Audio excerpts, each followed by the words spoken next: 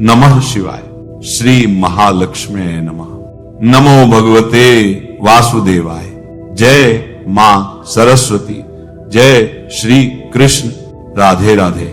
वर्ष 2026 अर्थात हिंदू पंचांग के अनुसार विक्रम संवत 2083 सनातन परंपरा में अत्यंत विशेष माना जा रहा है। इस वर्ष चल रहा अधिक मास केवल एक अतिरिक्त महीना नहीं है, बल्कि आध्यात्मिक जागरण, साधना और आत्मचिंतन का दुर्लभ समय माना गया है। सनातन संस्कृति में समय को केवल तिथि और दिनों से नहीं जोड़ा गया, बल्कि उसे एक जीवित ब्रह्मांडीय ऊर्जा माना गया है जो निरंतर अपना स्वरूप बदलती रहती है।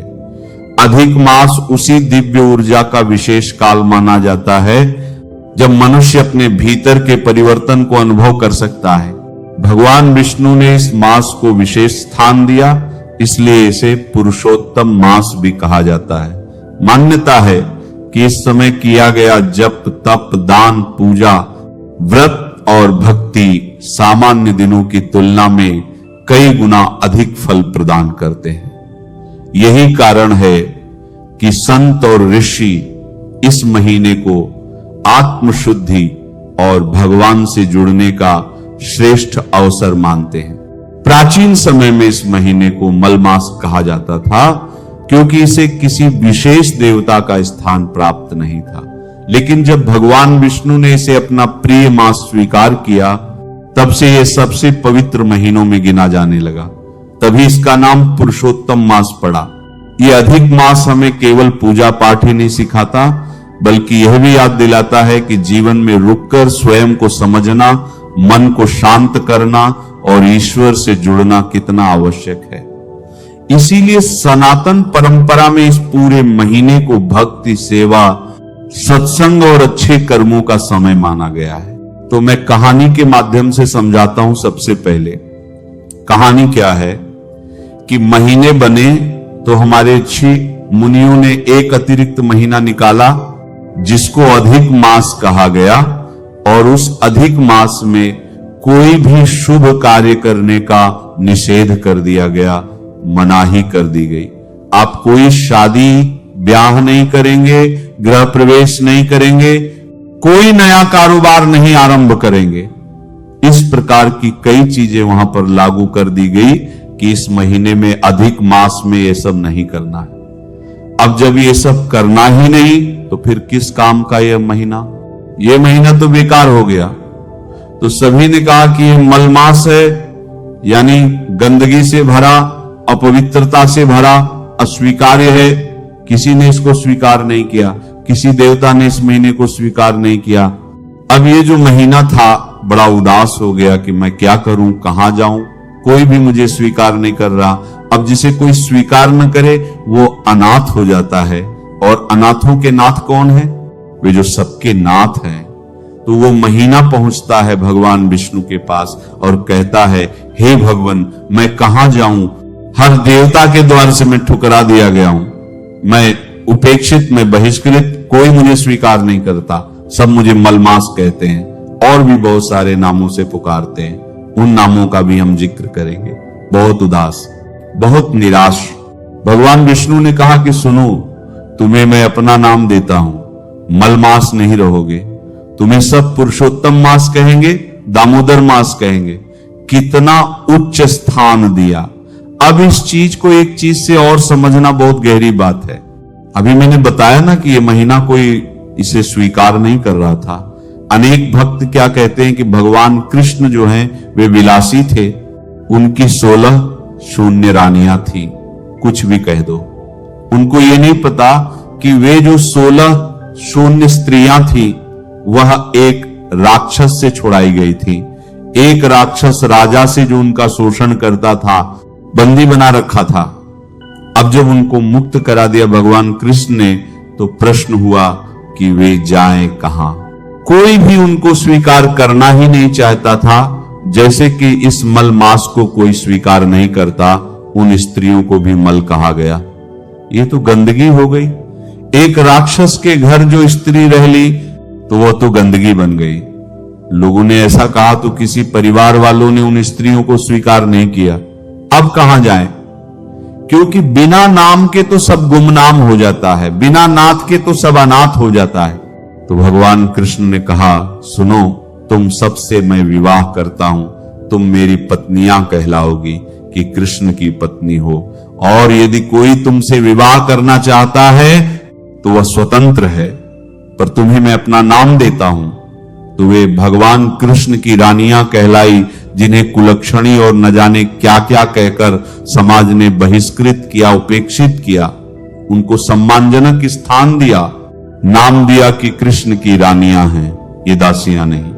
कोई दूसरा राजा होता तो कहता, चलो मैं तुम्हें अपनी दासी बना लेता हूं, तो संसार कहेगा कि अमुक राजा की ये 16 शून्य दासियां। कृष्ण कहते हैं, नहीं, तुम मेरी रानियां हो। कितना उच्च सम्मान दिया, वैसा ही उच्च सम्मान इस अधिक मास को दिया जिसे लोग मल मास कहते थे। संसार क्या है? संसार सिर्फ फायदे की बात सोचता है, और फायदा भी कौन सा? पैसे का फायदा, माया का धन।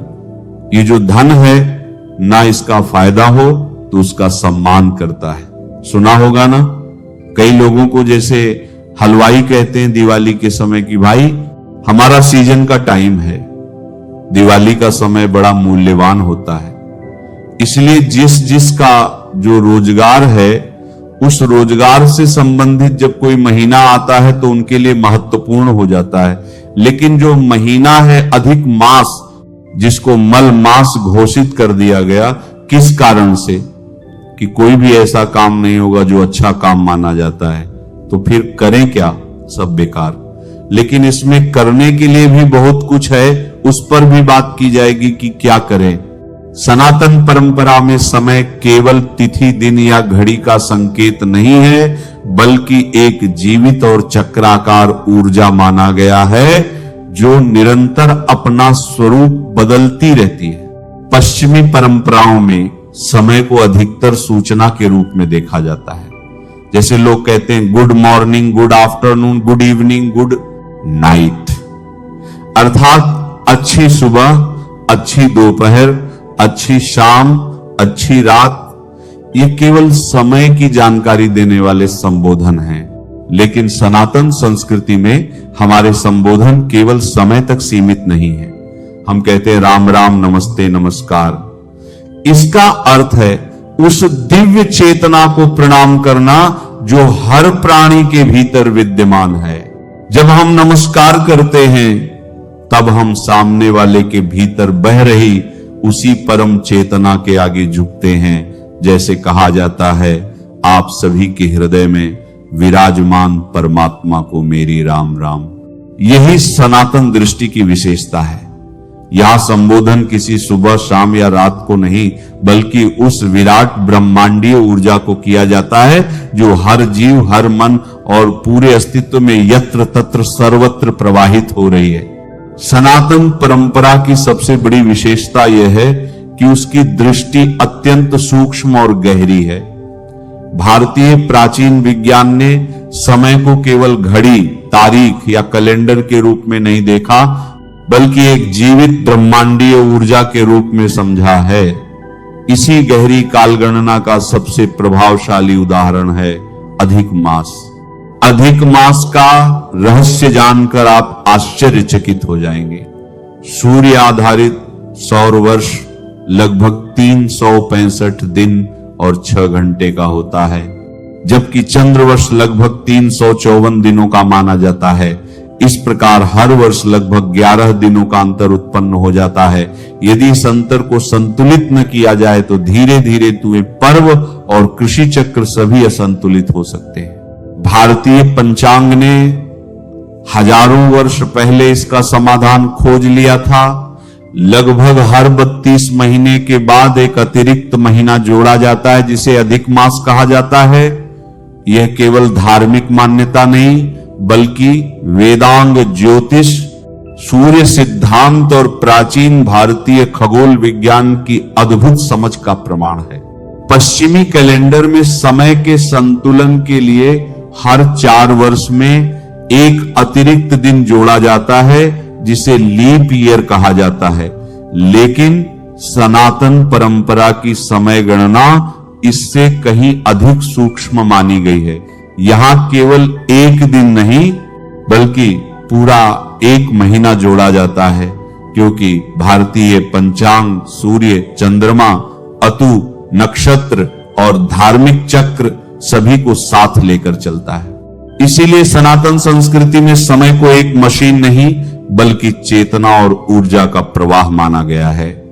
हमने समय को काल और महाकाल कहकर देवत्व का स्वरूप दिया है, और जब समय को जीवित ऊर्जा माना जाता है तो उसके परिवर्तन भी विशेष महत्व रखते हैं। अधिक मास उसी परिवर्तन का दिव्य काल माना गया है। वर्ष 2026 में अधिक मास 17 मई से 15 जून तक रहेगा। वैष्णव परंपरा में इसे पुरुषोत्तम मास या दामोदर मास भी कहा जाता है। यह समय साधना, जप, ध्यान, सेवा और आत्मचिंतन के लिए अत्यंत शुभ माना जाता है। मान्यता है कि इस दौरान किए गए आध्यात्मिक कार्यों का फल कई गुना बढ़ जाता है। इसी कारण इस महीने में विवाह, गृह प्रवेश, मुंडन और नए शुभ कार्यों को सीमित रखा जाता है। इसका उद्देश्य अशुभता नहीं बल्कि मनुष्य को कुछ समय के लिए बाहरी भागदौड़ से हटाकर भीतर की यात्रा की ओर ले जाना है। आज का जीवन निरंतर दौड़ता जा रहा है। मनुष्य के पास सब कुछ है लेकिन शांति नहीं है। इसलिए अधिक मास मानो हमें यही संदेश देता है, थोड़ी देर रुक जाओ, अपने भीतर उतर जाओ, ध्यान करो, भक्ति करो, मन को शांत करो। अधिक मास का वास्तविक अर्थ ही है ईश्वर ने आपको अतिरिक्त समय दिया है ताकि आप अपनी चेतना, अपने मन और अपने जीवन को समझ सकें। भगवान ने इसको पुरुषोत्तम मास, दामोदर मास अपना नाम इसीलिए दिया कि इस महीने में उनके निकट जाने की सर्वाधिक संभावनाएं बढ़ जाती हैं। भक्त क्योंकि अन्य सभी चिंताओं से मुक्त रहता है, बाकी सब चीजें उसके लिए आउट ऑफ फोकस हो जाती हैं और पूरा फोकस उसका परमात्मा की दृष्टि पर रहता है, उनके श्री चरणों में रहता है। पूरी दृष्टि परमात्मा पर लगी रहती है। तो जब फोकस हो जाएगी कोई आंख तो वो ज्यादा अच्छा काम कर पाती है। वही काम यहां पर हो रहा है। संसार जब कोई बुराई करने पर आता है, ना तो बुराई के रूप में वो बहुत सारे नाम दे देता है, वही इस अधिक मास के साथ हुआ। नाम तो अधिक मास था, ज्येष्ठ मास जिसमें ज्यादा दिन है, लेकिन इसको मल मास कह दिया। और यहीं पर नहीं ठहरा संसार, उसने कहा नहीं, थोड़ी और हमें इसकी बुराई करनी है और निंदा करनी है, थोड़ा और इसे गालियां देनी है। तो और क्या क्या कहा गया? इसे मलिम्नुच मास कहा गया, लौणा मास कहा गया और मल मास तो कहा ही गया। अब इतने सब निचले नाम देने के कारण लोग इससे दूर दूर रहने लगे। लेकिन साधु संतों ने समझाया, हमारी सनातन परंपरा ने समझाया कि भाई भगवान विष्णु ने इसे विशेष स्थान दिया है। हिरण्यकश्यपु का नाम सभी ने सुना है ना, प्रहलाद के पिता। तो उन्होंने क्या वर मांगा था? यह वर मांगा था, न मैं दिन में मरूं, न मैं रात में मरूं, न मैं घर के भीतर मरूं, न मैं बाहर मरूं, न मैं सुबह मरूं, न मैं संध्या को मरूं, न मैं किसी शस्त्र से मरूं, न किसी अस्त्र से मरूं, न मैं किसी मनुष्य से मरूं, न किसी पशु से मरूं, न मैं जमीन पर मरूं, न मैं आकाश में मरूं। अब इतनी सारी टर्म और कंडीशन उन्होंने रख दी। कैसे भला कोई मारे? मारे जाने की सारी संभावनाएं नष्ट कर दी। अब बताइए, सोचिए कैसे मारिएगा?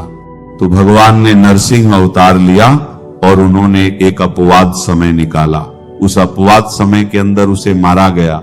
ठीक इसी प्रकार से ये जो अधिक मास है, यह भी एक अपवाद मास है।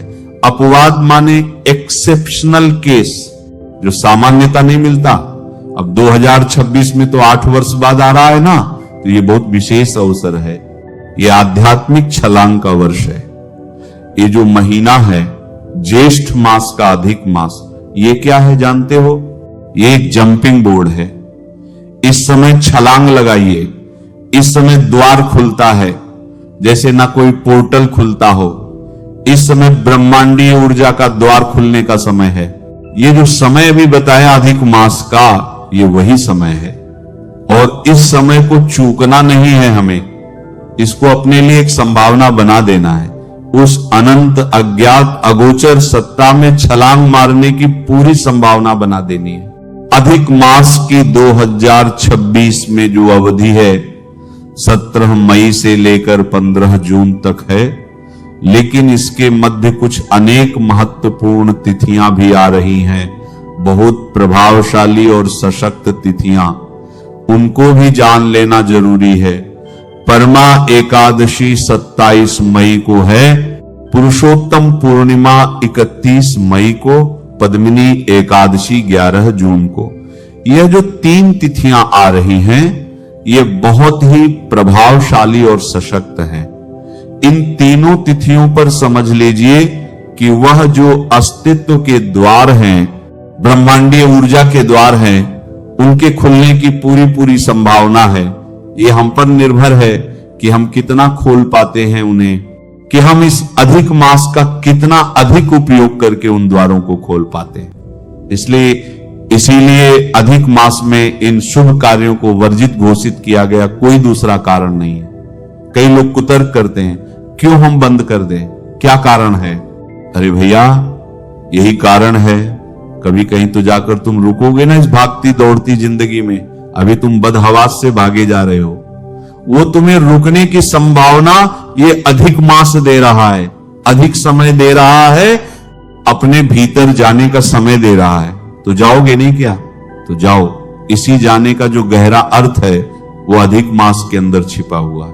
अब कुछ और महत्वपूर्ण बातें समझना बहुत आवश्यक है। 31 मई की पूर्णिमा इस अधिक मास की विशेष पूर्णिमा मानी जा रही है। इसे पुरुषोत्तम मास या दामोदर मास की पूर्णिमा भी कहा जाता है। मान्यता है कि ऐसी दुर्लभ पूर्णिमा कई वर्षों बाद आती है और इसका आध्यात्मिक महत्व अत्यंत विशेष होता है। सनातन परंपरा में यह अधिक मास पितरों की शांति और स्मरण के लिए भी शुभ माना गया है। इस समय श्रद्धा और भाव से किया गया तर्पण, पूजा और दान पितरों तक पहुंचता है और उनकी कृपा प्राप्त होती है। हमारी संस्कृति में समय को केवल दिन और तारीख नहीं माना गया, बल्कि एक जीवित ब्रह्मांडीय ऊर्जा माना गया है। कुछ विशेष तिथियों पर यह ऊर्जा अत्यंत जागृत होती है। माना जाता है कि ऐसे समय में की गई प्रार्थना, साधना और पूजा का प्रभाव कई गुना बढ़ जाता है। इसी कारण अधिक मास की कुछ तिथियां पितृ शांति के लिए बहुत महत्वपूर्ण मानी गई हैं। श्रद्धा से किए गए अनुष्ठान न केवल पितृदोष को शांत करने में सहायक माने जाते हैं, बल्कि परिवार के क्लेश, मतभेद और मानसिक अशांति को भी कम करने वाले बताए गए हैं। लेकिन शास्त्रों में यह भी कहा गया है कि पूजा और अनुष्ठान सही विधि, सही भावना और उचित नियमों के साथ किए जाएं, तभी उनका पूर्ण फल प्राप्त होता है। इसलिए इस पावन समय में भक्ति, सेवा, दान और ईश्वर स्मरण पर विशेष ध्यान देना चाहिए। वहां उसकी यह सभी मनोकामनाएं पूरी होंगी। बहुत सारी मजबूरियां होती हैं कि जो तीर्थ स्थान अभी बताए गए, वहां जाकर व्यक्ति स्वयं अनुष्ठान नहीं कर सकता, तो फिर वह क्या करे? स्वयं नहीं कर सकता तो अपना गोत्र बताए। श्री मंदिर उस गोत्र के अनुसार उसके यज्ञ अनुष्ठान की व्यवस्था कर देगा। आपके लिए वे वहां पर विशेष रूप से पूजन करते हैं। आपकी मानसिक उपस्थिति वहां रहती है और वह उपस्थिति ही काम करती है। मानसिक उपस्थिति का बहुत बड़ा महत्व है। आप शरीर से बैठ जाइए, मन से नहीं बैठे तो वह बेकार गया बैठना। आप शरीर से नहीं बैठे लेकिन मन से वहां पर हैं, आपकी हाजिरी लग गई। सारा खेल हाजिरी का है और श्री मंदिर आपकी हाजिरी लगवाने में आपकी सहायता करता है। और अधिक मास के विषय में हमने बहुत अधिक जाना। और जो बहुत अधिक जाना उसका सार संक्षेप में यहां बता देता हूं कि जो अधिक मास है इसमें 59 दिन है और इस अधिक मास का उपयोग अपनी आध्यात्मिक उन्नति के लिए, उसके उत्थान के लिए किया जा सकता है। बहुत सारी चीजें आप इस समय कर सकते हैं जिन्हें मैं बता रहा हूं आपको। गीता पाठ, आप अपने घर में गीता के पाठ का आयोजन कर सकते हैं, जो कि बहुत कम लोग करते हैं। सुंदरकांड तो दुनिया कराती है, ये भी करा सकते हैं, सुंदरकांड भी। लेकिन गीता का पाठ, गीता पाठ सामान्यतः कोई नहीं कराता, क्योंकि इसको कराने वाले ही नहीं मिलते। तो यदि संभव हो तो गीता का पाठ कराना चाहिए। बहुत लोग कहते हैं कि वे साधना, पूजा, ध्यान और भक्ति करना चाहते हैं, लेकिन समय नहीं मिल पाता। जीवन की भागदौड़ में मनुष्य हमेशा यही सोचता रहता है कि आखिर ईश्वर के लिए समय निकाले तो कब निकाले। इसीलिए सनातन परंपरा में अधिक मास को इतना विशेष माना गया है। मानो भगवान स्वयं कह रहे हो, यदि तुम्हें समय की कमी है तो लो, मैं तुम्हें अतिरिक्त समय देता हूं। यही कारण है कि अधिक मास को साधना और आत्मचिंतन का दुर्लभ अवसर माना गया है। यह समय हमें रुककर अपने भीतर देखने, मन को शांत करने और ईश्वर से जुड़ने का अवसर देता है। इस पूरे काल में जप, तप, दान, पूजा, कथा, श्रवण, सेवा और अच्छे कर्मों का विशेष महत्व बताया गया है। जो व्यक्ति इस समय का सदुपयोग करता है वह अपने भीतर एक नया परिवर्तन महसूस करता है। धीरे धीरे मन शांत होने लगता है, सोच सकारात्मक बनने लगती है और जीवन में आध्यात्मिक ऊर्जा का अनुभव होने लगता है। अधिक मास हमें यह सिखाता है कि जीवन में केवल बाहरी सफलता ही नहीं, बल्कि भीतर की शांति और चेतना का विकास भी आवश्यक है। इसलिए इस पावन समय का अधिक से अधिक लाभ उठाना चाहिए। फिर आप स्वयं अनुभव करेंगे कि यह मास आपको वह दे गया जिसकी आपने कभी कल्पना भी नहीं की थी। नमः शिवाय। श्री महालक्ष्मी नमः। नमो भगवते वासुदेवाय। जय मां सरस्वती। जय श्री कृष्ण। राधे राधे।